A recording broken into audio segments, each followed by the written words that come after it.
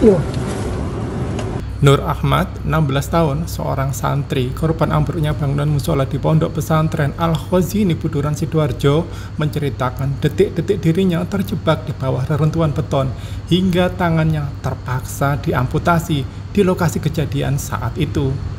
Ahmad mengaku tidak merasakan tanda-tanda kejanggalan sebelum bangunan 3 lantai itu ambruk saat sholat asar pada Senin 29 September 2025. Namun, secara tiba-tiba musola Ponpes Al-Khazini runtuh dan menimpa para santri.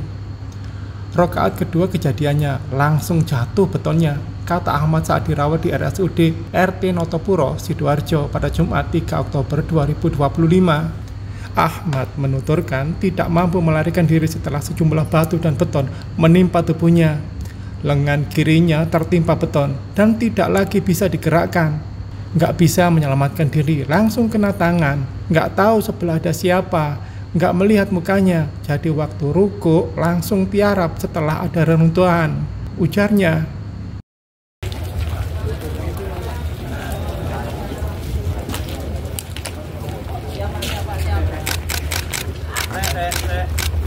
Pokoknya kalau di sini aman guys.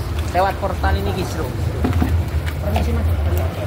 Saat terjebak, Ahmad berusaha bertahan hingga akhirnya mendengar suara petugas evakuasi. Ia langsung berteriak meminta tolong. Saya teriak minta tolong, ada petugas yang mendengar.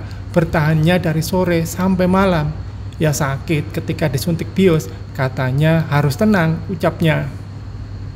Dokter spesialis ortopedi dan traumatologi RSUD RT Notopuro Sidoarjo, Dr. Larona Hidravianto mengungkapkan keputusan amputasi tangan Ahmad dilakukan langsung di bawah reruntuhan musola Ponpes Al-Khazini. Menurut Larona, tindakan itu merupakan upaya penyelamatan nyawa karena kondisi korban terjepit beton.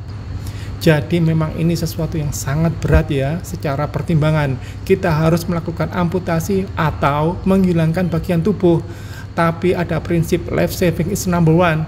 Nyawa menjadi prioritas utama dibanding anggota tubuhnya, ujar Larona pada Jumat 3 Oktober 2025. Larona menuturkan awalnya ia menerima laporan adanya santri yang masih hidup di bawah reruntuhan bangunan. Ia kemudian merangkak sejauh 10 meter ke dalam celah beton untuk mencapai lokasi korban. Setelah memastikan Ahmad masih hidup dengan memeriksa nadinya, Larona mendapati lengan kiri korban terjepit beton. Ia pun memutuskan untuk melakukan amputasi di bagian persendian siku.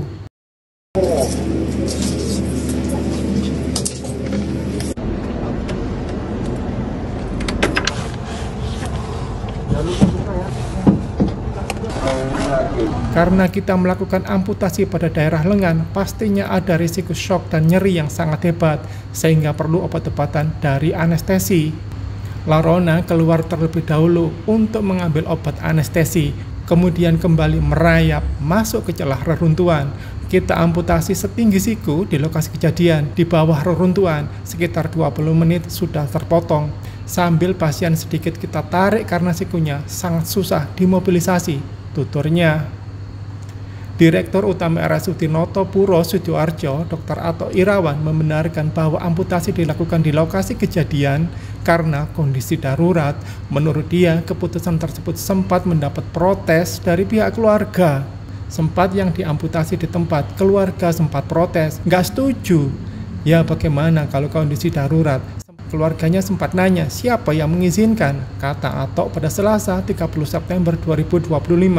Namun setelah mendapat penjelasan dari tim medis, keluarga akhirnya memahami keputusan tersebut. Untungnya dokter kami menjelaskan dengan lembut, dengan sabar. Alhamdulillah bisa menerima karena situasinya sempit. Ini juga sebenarnya membahayakan jiwa tenaga kesehatan kami, tambahnya.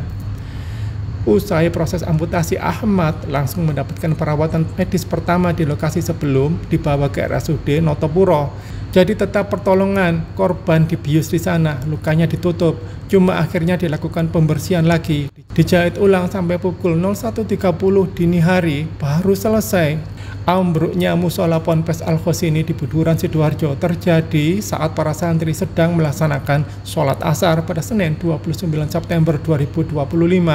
Bangunan bertingkat 3 itu roboh secara tiba-tiba dan menimbulkan dan menimpa puluhan santri yang berada di dalamnya.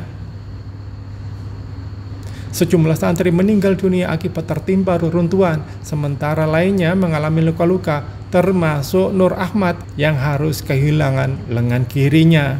Download Tribun X sekarang, menghadirkan lokal menjadi Indonesia.